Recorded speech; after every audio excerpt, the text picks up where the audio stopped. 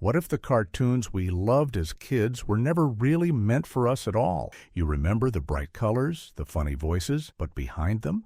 Existential dread, political satire, and more emotional damage than a psychology textbook. These weren't your Saturday morning sugar rush shows. These were cautionary tales hiding in plain sight. So buckle up, because we're diving into 15 animated classics that looked innocent, until you realized they were teaching you the hard truths of growing up. Watership Down, 1978. This one began with rabbits and ended with nightmares. Watership Down looked like a story about cute woodland creatures hopping through meadows.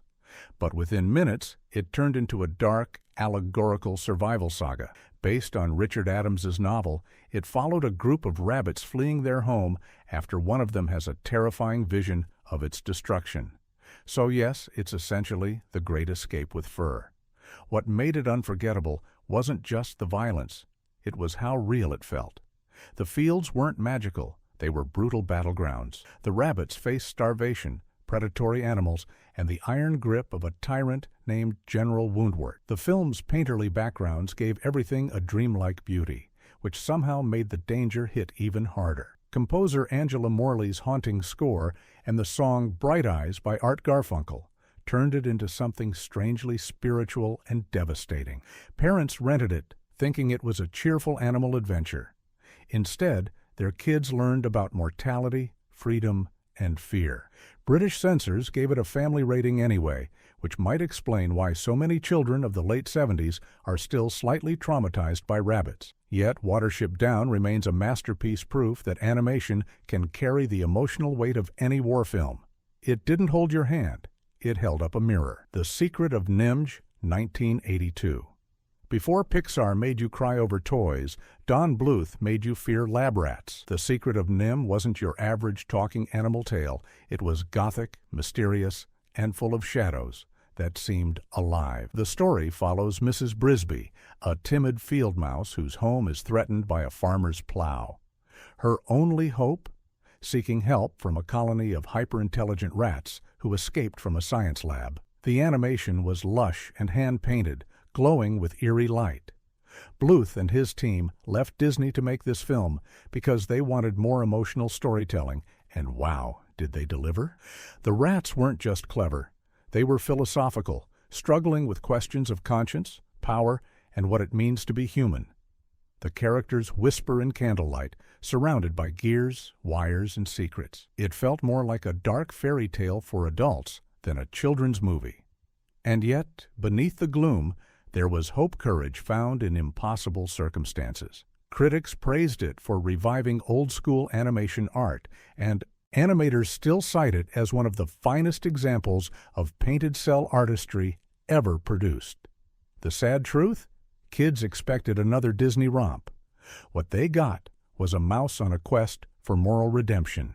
The Secret of NIMH taught us that bravery isn't loud, it's quiet, trembling, and still unstoppable. Heavy Metal, 1981.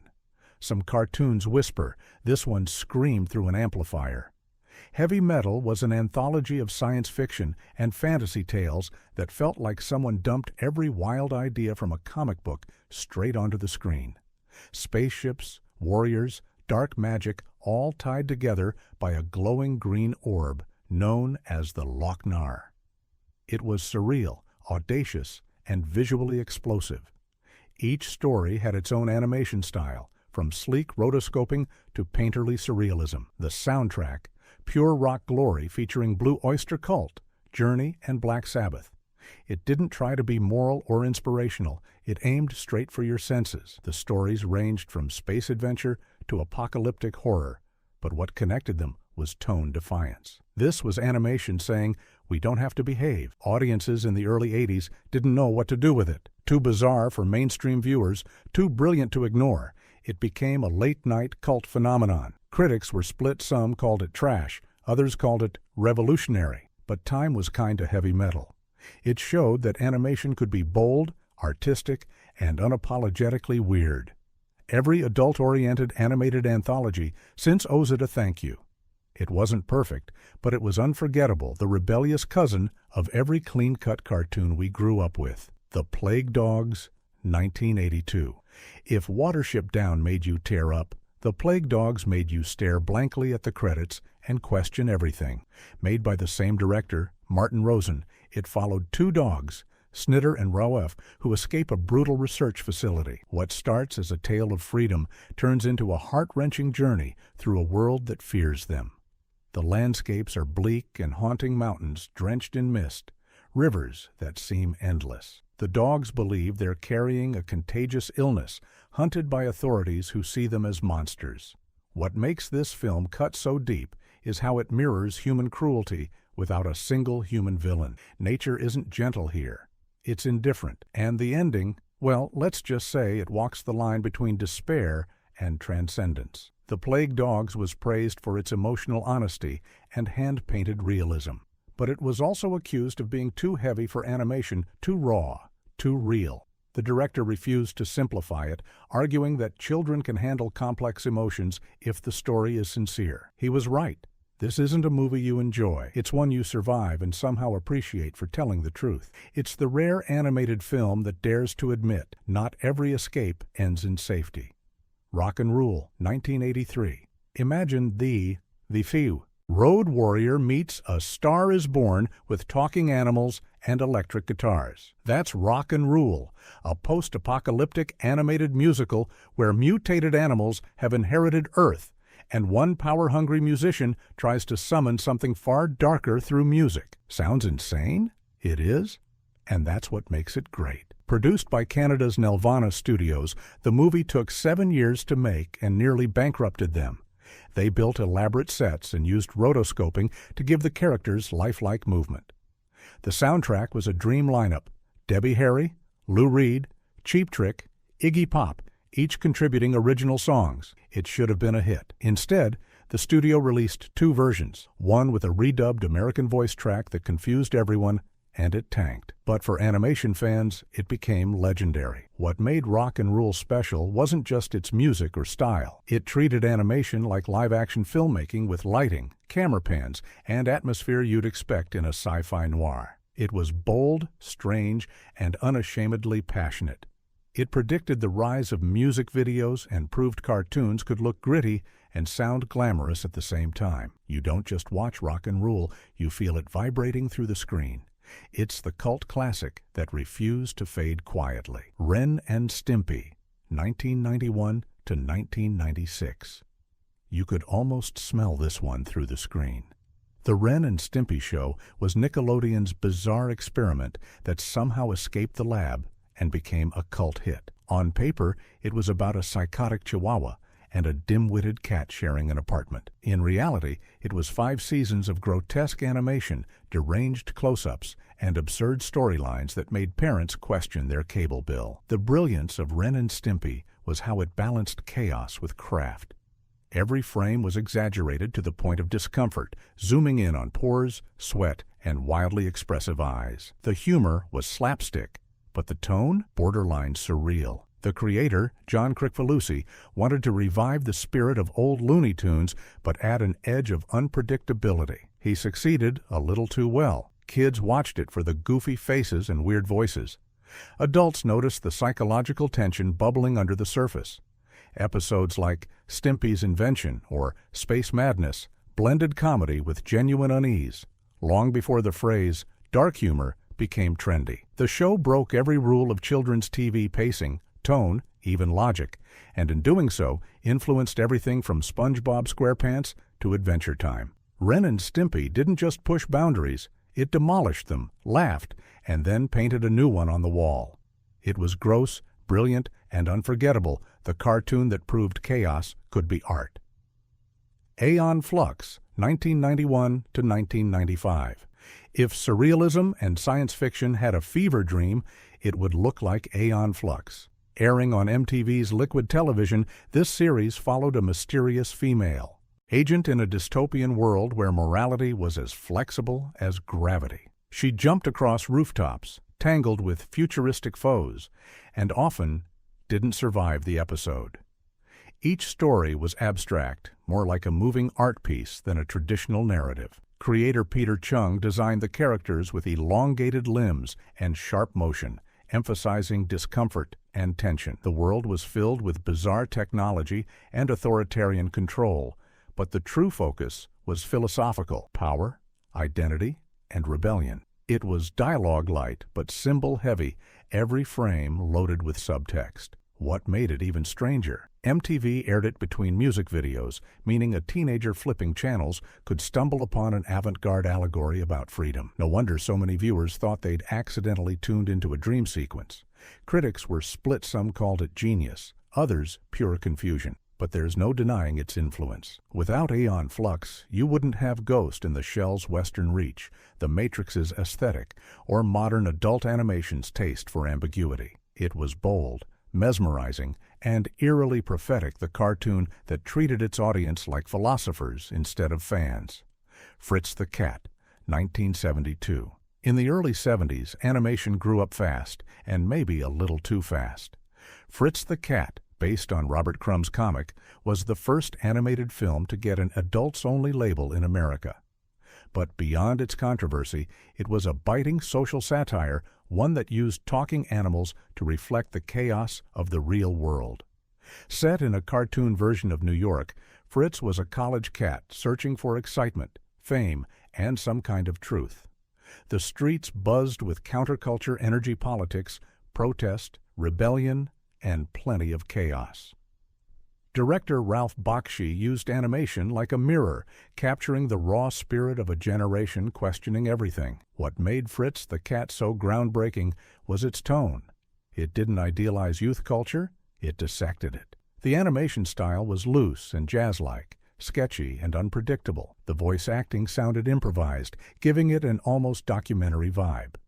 For many, it was shocking to see cartoons address adult themes, but Bakshi saw animation as an artistic weapon, not a babysitter. The film was a surprise hit, grossing millions and launching a new wave of adult-oriented animation. Some loved it, others were appalled, but everyone remembered it. Fritz the Cat proved animation could be messy, political, and painfully honest. It wasn't about cute characters, it was about an era trying to find its soul. Beavis and Butt-Head, 1993 to 1997. They weren't heroes, they weren't villains, they were just Beavis and Butt-Head. Two teenagers glued to the TV, mocking everything and accidentally creating a generation's inside jokes. MTV's Beavis and Butt-Head was either the dumbest show ever made or a razor-sharp satire of modern youth, depending on who you asked. Created by Mike Judge, the series followed two couch-dwelling slackers commenting on music videos and blundering through suburban life. It was crude, repetitive, and somehow genius. Beneath the idiocy was a strange kind of honesty, a portrait of kids shaped by pop culture and boredom. They were the product of endless television, and they reflected it right back at us. Parents hated it. Politicians blamed it for bad behavior. But its audience? They got it. The humor wasn't just dumb, it was deliberate. Mike Judge used minimal animation and deadpan timing to create a rhythm that felt hypnotic. It influenced later adult comedies like King of the Hill and South Park, proving satire doesn't have to be eloquent, it just has to hold up a mirror. Beavis and Butt-Head made stupidity into performance art, and in its own ridiculous way, it captured something true about growing up in the 90s. Sometimes, laughter was the only rebellion that made sense. The Maxx, 1995. Few shows ever blended trauma, fantasy, and psychology quite like The Maxx. Airing on MTV's Oddities block, it told the story of a homeless man who believes he's a superhero protecting a mysterious woman named Julie. The twist? His alternate reality might just be a coping mechanism for real-world pain. The series was based on Sam Keith's acclaimed comic and retained its bold, abstract style. Purple costumes, shadowy alleys, dreamscapes, everything looked like it was drawn straight from a subconscious mind. It was less about fighting villains and more about fighting ghosts of the past. The tone swung between dark humor and quiet heartbreak. Dialogues whispered meaning while surreal images unfolded across the screen.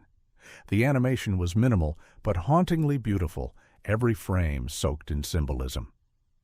Unlike most superhero stories, The Maxx didn't give you answers. It left you sitting in the silence, thinking about what it all meant. Critics praised it as one of the smartest animated series of the 90s. Viewers didn't always understand it, but they felt it. That was the point. The Maxx dared to use animation as therapy, exploring the fragile space between imagination and recovery. It wasn't just a cartoon, it was emotional architecture. Invader Zim, 2001 to 2006. Imagine if Tim Burton and a Sugar Rush had a brainstorming session that's Invader Zim. Nickelodeon somehow approved a show about an alien trying to conquer Earth with an army of malfunctioning robots and a lot of screaming. It shouldn't have worked, but it did. Spectacularly. Created by Jonan Vasquez, Invader Zim was chaos wrapped in comedy. Every episode swung between absurd humor and genuine existential panic. Zim, the overconfident alien, and his defective robot companion Gur were endlessly quotable. The visuals were bold metallic greens, shadows, neon lighting, giving it a cinematic look way ahead of its time. Kids loved the slapstick. Adults noticed. The satire, bureaucracy, ego, paranoia, all cloaked in ridiculous sci-fi nonsense. It was too dark for daytime TV, too weird for typical animation, and yet it built a fan base so devoted that Nickelodeon revived it years later as Enter the Florpus. Invader Zim wasn't just funny, it was fearless. It proved you could mix absurd comedy with serious themes and still make it entertaining. Every laugh had an echo of discomfort, and that's what made it unforgettable. It's the show that whispered, "The world is strange and that's okay." Courage, the Cowardly Dog, 1999 to 2002. Somewhere between nightmare and nostalgia lives Courage the Cowardly Dog. It looked like a sweet story about a pink dog protecting his owners in a farmhouse. Then the monsters showed up. The series was a perfect mix of horror, comedy, and surrealism, and it ran on Cartoon Network right before bedtime. Every episode threw Courage into a new kind of terror, ancient curses, creepy computer viruses, even sentient slabs of meat. But beneath the jump scares was heart. Courage wasn't brave because he wasn't afraid, he was brave because he was terrified and still did the right thing. That message hit harder than most dramas. The show's design was iconic eerie silence, sudden zoom-ins, distorted CGI mixed with hand-drawn art. It felt experimental, like a cross between Twilight Zone and a bedtime story. Creator John R. Dilworth treated kids like intelligent viewers, trusting them to handle fear and find meaning in it. Years later, Courage remains a fan favorite, not just for its weirdness, but for its sincerity.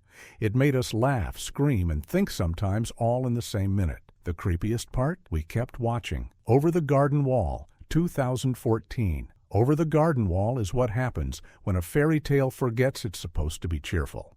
This 10-part mini-series followed two brothers lost in a mysterious forest called the Unknown. Along the way, they met talking animals, haunted towns, and something darker waiting in the trees. Visually, it's stunning autumn hues, flickering lanterns, and animation that feels painted by candlelight. Creator Patrick McHale crafted it like an old storybook found in an attic. Whimsical on the surface, but heavy with melancholy underneath, the tone walks a delicate line between comforting and unsettling. Each episode feels like a fable about regret, courage, and growing up. The music, old-timey folk mixed with eerie silence, makes it timeless. And when the story finally reveals what the unknown really is, it's both heartbreaking and hopeful. Critics called it one of the greatest achievements in television animation. Viewers called it therapy, disguised as a cartoon. It's proof that a story doesn't need jump scares or flashy action to feel haunting sometimes. All it takes is a lost melody in the woods. Bojack Horseman, 2014 to 2020. It's not often a cartoon makes you laugh and question your life choices in the same scene.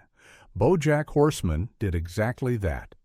On the surface, it's about a washed-up sitcom actor who just happens to be an anthropomorphic horse trying to reclaim fame. Underneath, it's a sharp emotional dissection of celebrity culture and the human condition. Set in a world where animals and humans coexist, the series blended absurdity with brutal honesty.